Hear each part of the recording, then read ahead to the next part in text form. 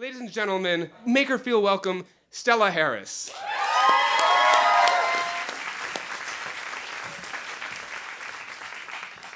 I heard about a queer fisting party, and I thought, this is the place for me. Fisting gets held up as this pinnacle of achievement in the kink community. Someone I know even made patches that you could wear to announce to the world that you had achieved fisting status, like some sort of perverse Girl Scout merit badge. This left me feeling torn.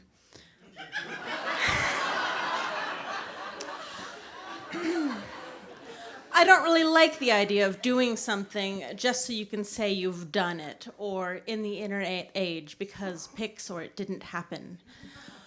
On the other hand, people talk about it so much that I was curious.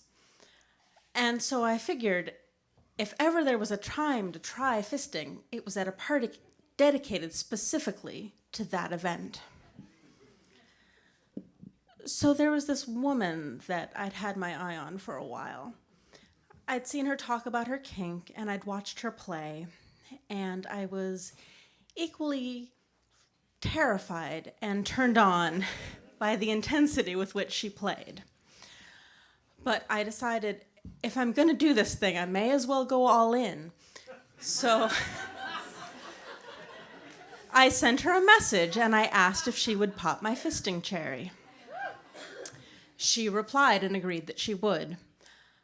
I had just a moment to wonder what exactly I was getting myself into. And then the party was the next day. The event started with a workshop.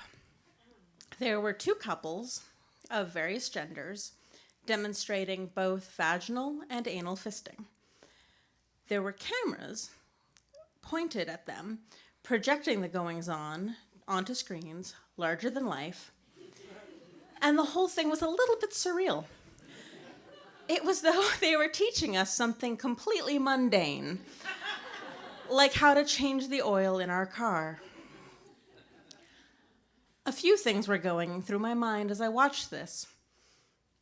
For one, I was a little ambivalent about the idea of an activity, especially a sexual activity, that could end in failure. I didn't like that something like fisting was all or nothing.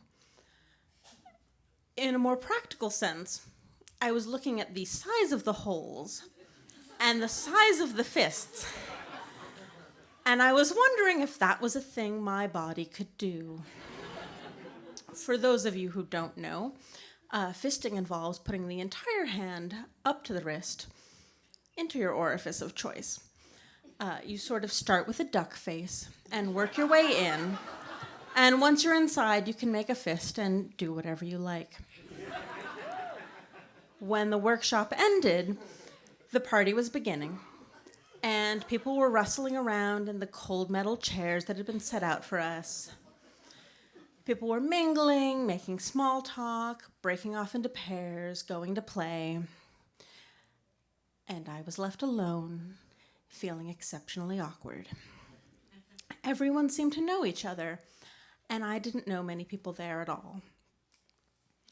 I eyed my path to the door a few times, thinking about making a run for it. If I hadn't made a date, I probably would have hightailed it out of there. But I didn't want to stand her up. So I waited. Part of why I was feeling exceptionally awkward is that I always feel a little bit out of place at queer spaces, as though I'm not queer enough to be there. This started all the way back in my teen years when I was first coming out as bisexual, and I was assured by many people that bisexuality did not exist. I marched in the Long Beach Gay Pride Parade when I was 17. It was the first time a bi group was allowed to march in the parade, and we were heckled from all sides. The best part was a religious group picketing the parade who assured us, specifically the bisexuals, that AIDS was our fault. What they meant by this was that because we were the conduits between the gay and straight communities, that it was our fault that straight people were getting it, which of course was what they were concerned about. So when I went off to college, I thought, well, this will be my super queer adventure. And while there was an active Q Center that had a number of events, I went to a few of the lesbian group's events, and while there was no overt discrimination, I was never made to feel particularly welcome. And so after 2 or 3 meetings, I just gave up and stopped going. There was a bi group, but it was a ragtag bunch of 4 or 5 people who met once a month to watch a movie, and that wasn't so much what I was looking for either. So I was left sort of feeling, too queer for the straight people and too straight for the queer people, and I thought, that's fine. I'll just go about my relationships and my sexual exploits, absent an overarching community of support. And I did for years, and that was fine. So flash forward back to now. Ultimately, I saw my date arrive at the event, and so that pulled me out of my introspection. And she was surrounded by a group of people and talking. And so I was sort of milling around and circling closer and pacing, and I'm thinking, is there fisting date etiquette? And I just sort of start getting closer and closer, hoping she'll notice me. And eventually she does. And she loudly calls me over, introduces me to everyone she's talking to, tells them exactly what we have planned, and asks them to give me references.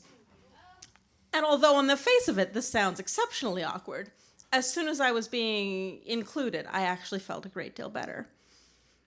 So she confirmed with me that I wanted to do this thing, and we went to find a space to play. Well, the room that we chose ended up being one that was painted in very bright and cheerful colors, which seemed a little bit out of place for a dungeon. And although it was in a side room, the door had to remain open. This was a venue rule to ensure that all of the play spaces could be monitored for safety. So I was a little nervous that although we were out of the way, anyone who wanted to could watch what we were up to.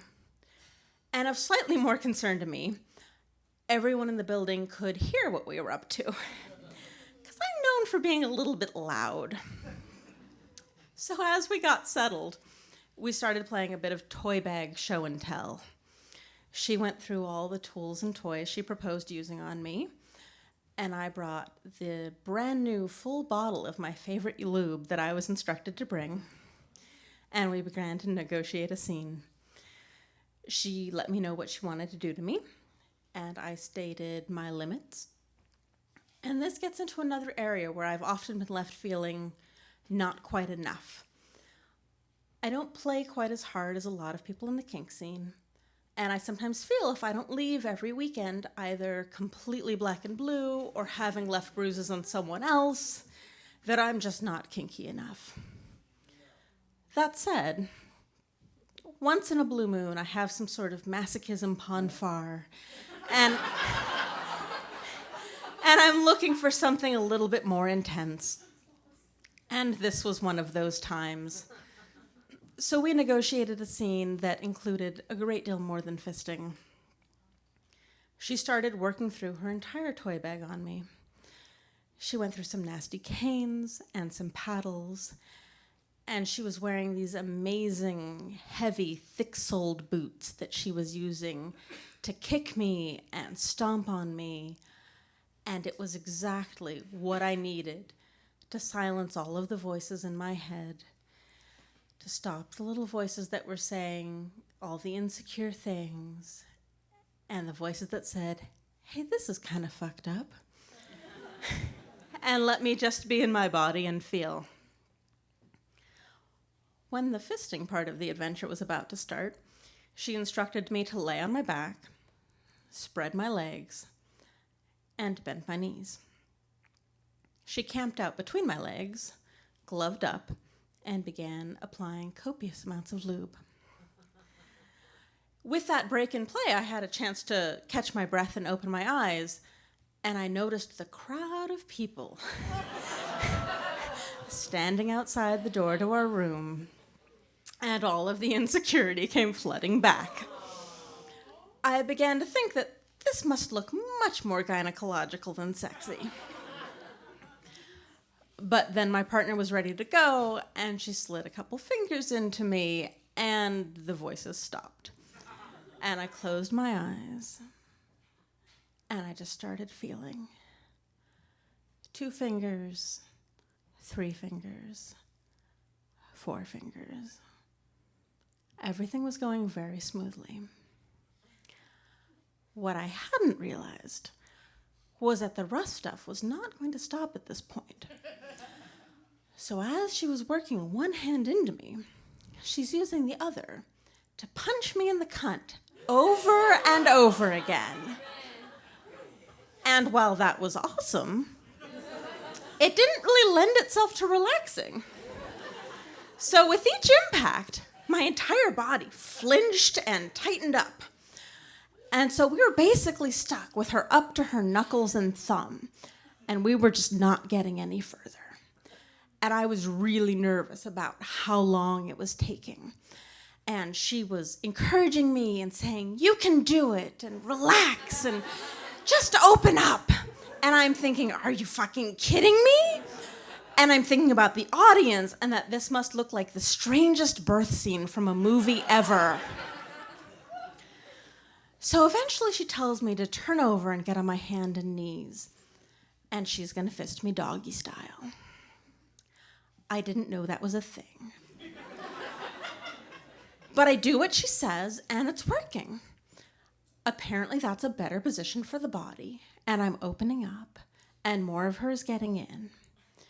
And she's screaming encouragement, and I'm just screaming, and I'm bearing down. As I'm bearing down, my legs are beginning to straighten out, and she's pushing, and she's screaming, and I'm screaming.